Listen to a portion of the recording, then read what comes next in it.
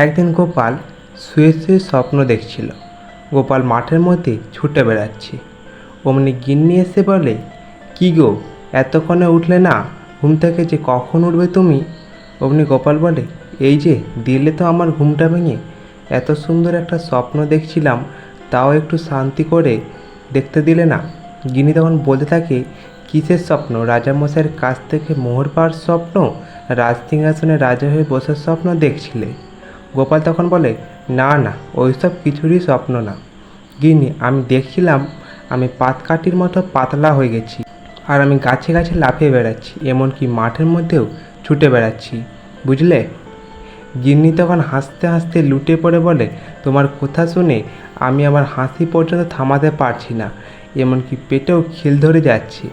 আমি ভাবছি তুমি রোগা পাতলা হলে তোমার এই গোল মুখখানা কেমন দেখতে লাগবে। গোপাল তখন বলতে থাকে, হাসো হাসো, যত খুশি মন ভরে হাসো। দেখবে যেদিন আমি রোগা পাতলা হয়ে তোমায় দেখাবো, সেদিন তুমি দেখবে আমায় কতটা সুন্দর দেখতে লাগছে, বুঝলে? গিন্নি শুনে বলে, তুমি জানো রোগা হতে গেলে কত পরিশ্রম করতে লাগে আর না খেয়ে থাকতে লাগে। তুমি পারবে ওইসব করতে? গোপাল তখন বলে, হ্যাঁ পারবো, অবশ্যই পারবো গিন্নি, আমি চেষ্টা করলে অবশ্যই পারবো। আমি আজ থেকেই চেষ্টা চালিয়ে যাব। তুমি এক্ষুনি যাও দেখিনি, আমার জন্য গরম গরম এক থালা ভাত আর সঙ্গে উপরে ঘি দিয়ে নিয়ে আসো। গিন্নি তখন সঙ্গে সঙ্গে বলে, এই দেখো, এই যে তোমার শুরু হয়ে গেছে। গোপাল তখন বলে, ও আচ্ছা, ঠিক আছে ঠিক আছে, তোমায় আনতে হবে না। আমি আর আজ না খাবো না, আমি আজ না খেয়েই রাজসভায় যাব। ওই বলে গোপাল ওখান থেকে বেরিয়ে পড়ে রাজসভার উদ্দেশ্যে। রাজসভায় যাওয়ার সময় রাস্তায় হেঁটে হেঁটে যাচ্ছে আর ভাবতে ভাবতে যাচ্ছে, গিন্নিকে তো না বলে দিলাম কিছু খেয়ে আসবো না বলে, কিন্তু না খেয়ে তো আমি হাঁটতেও পারছি না। না খেয়ে তো চলে ওঠা বসা কোনোটাই তো মনে হচ্ছে সম্ভব নয়। তাহলে যে কী করি? আমি আমার এই নিয়ম পালন করি, তবু চেষ্টা করি। যদি আমি 1 মাস আপাতত কষ্ট করে চালিয়ে নিতে পারি, তাহলে নিশ্চিত আমি রোগা পাতলা হয়ে যেতে পারবো। রাস্তা দিয়ে আস্তে আস্তে গোপাল ভোলা ময়রার দোকানের সামনে দিয়ে আসছিল। হঠাৎ করে ভোলা ময়রা একটা বাচ্চার সাথে কথা বলতে থাকে। বলে, ছানাটা কি নরম, ওই ছানাগুলো দিয়ে রসগোল্লাগুলো খুব ভালো তৈরি হয়েছে। গোপাল তখন শুনতে পেয়ে বলে, ছানা? কিসের কথা বলছিস? ছানার কথা বলছিস? ও ও অমনি ভোলা ময়রা বললে, কেন গোপাল দাদা, তুমি খাবে? কি সুন্দর নরম নরম রসগোল্লা বানিয়েছি, একটু খেয়ে দেখো। গোপাল তখন মিষ্টির লোভ সামলাতে তো পারেই না, এদিকে মিষ্টির কথা শুনে এদিকে খাবে না না খাবে বুঝে উঠতে পারে না। তখন বলে, মিষ্টি এদিকে জিভটা চারিদিকে বুলে নেয়, সঙ্গে সঙ্গে এক ছুটতে ওখান থেকে পালিয়ে যায়। দূরে গিয়ে বলে, ও বাবা, আমি যে এত মিষ্টি খেতে ভালোবাসি, মিষ্টির হাত থেকে বাঁচলাম, নইলে তো মিষ্টি এক্ষুনি খেয়ে ফেলতাম। তাহলে কি করে আমি রোগা পাতলা হতাম।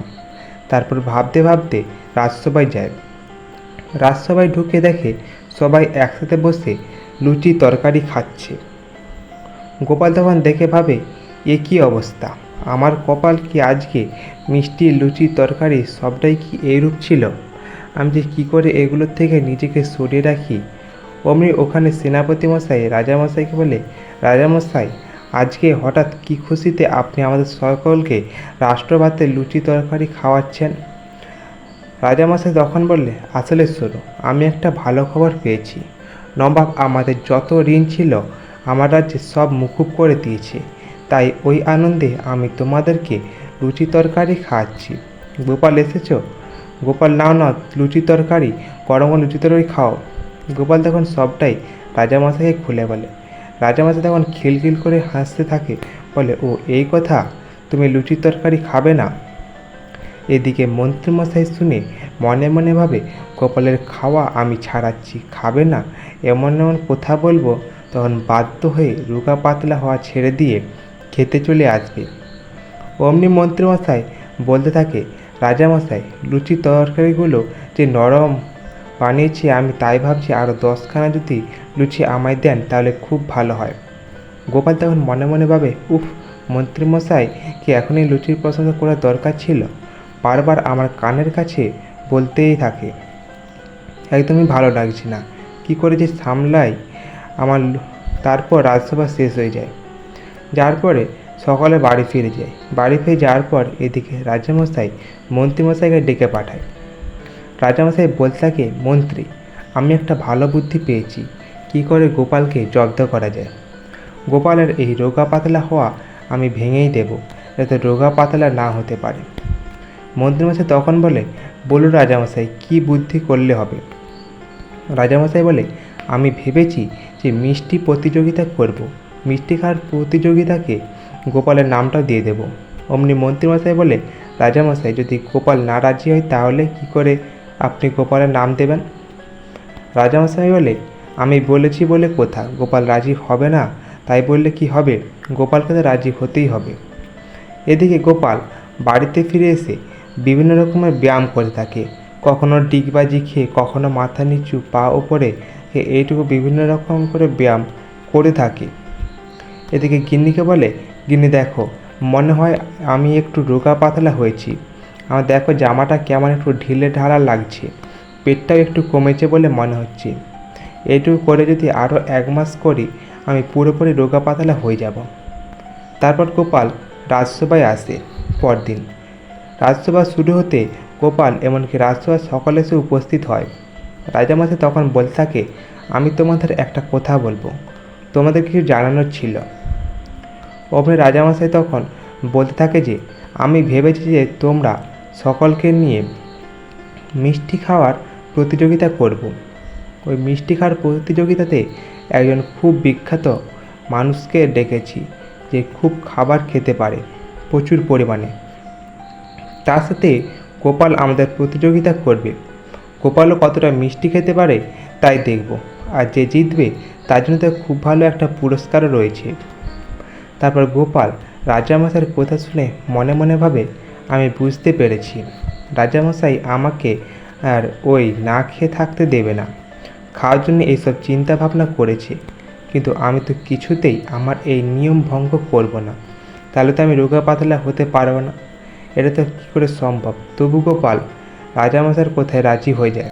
2 দিন পরে মিষ্টি খাওয়ার প্রতিযোগিতাতে ওই লোকটাকে রাখে, সঙ্গে গোপালকেও সামনে বসিয়ে মিষ্টি হাঁড়ি দিয়ে রাজামশাই বলতে থাকে, তাহলে গোপাল, এবার প্রতিযোগিতা তোমরা শুরু করো। গোপাল তখন বলে, হ্যাঁ হ্যাঁ করছি। তো তারপরে লোকটি পরপর মিষ্টি খেতেই থাকে। একটা হাঁড়ি শেষ করে আরেকটা হাঁড়ি ধরে নেয়, কিন্তু গোপাল একটাও মিষ্টি মুখে দেয় না। রাজামশাই তখন বলতে থাকে, মন্ত্রীমশাই বলতে থাকে, কি গোপাল, তুমি তো এখনও পর্যন্ত একটাও মিষ্টি মুখে দিলে না, তাহলে কখন মিষ্টি খাবে।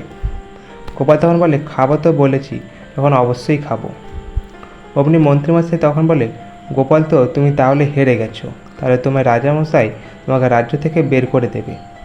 কিন্তু গোপাল তখন বলে, না না, আমি রাজ্য থেকে কেন বেরোবো, আমি ঠিক খাবো, দেখো।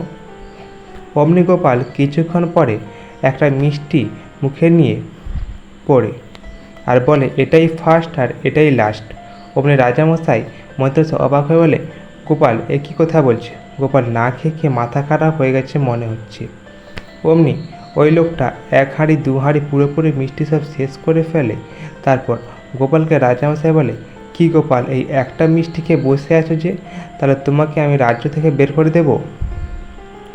গোপাল তখন বলে, রাজামশাই, আপনি যে বললেন খালি পেটে মিষ্টি খেতে হবে, তাহলে আমি তো খালি পেটে মিষ্টি খেয়ে নিয়েছি। মিষ্টি খাওয়ার পরে কি পেটটা কি আর খালি পেট রইল, বলুন আপনি নিজে। অমনি রাজামশাই বলে, হ্যাঁ তাই তো, আমি তো আর সত্যি কি বলি। অমনি গোপাল বলে, আপনি তো আর আমাকে জোর করতে পারবেন না, আর রাজ্য থেকেও তাড়াতে পারবেন না, তাহলে আপনি বলুন, আমি মিষ্টি যখন একটা খেয়ে নিয়েছি তারপর কি করে খালি পেট হয়। অমনি বৈদ্যমশাই তাহলে বলতে থাকে, হ্যাঁ তো রাজামশাই, মিষ্টি খাওয়ার পরে কী করে খালি পেট হয়, আর আপনি তো সত্যি সত্যি খালি পেটে মিষ্টি খাওয়ার প্রতিযোগিতা যে প্রথম হবে তাই বলেছিলেন।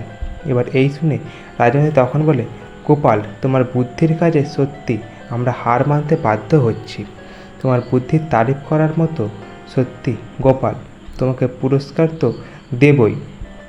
তারপর রাজামশাই খুশি হয়ে ওই লোকটাকে আর গোপালকে পুরস্কার দেয়। আজ এই পর্যন্ত। গল্পটি ভালো লাগলে অবশ্যই চ্যানেলটিকে সাবস্ক্রাইব করে দেবেন এরকম আরও কিছু গল্প পাওয়ার জন্য।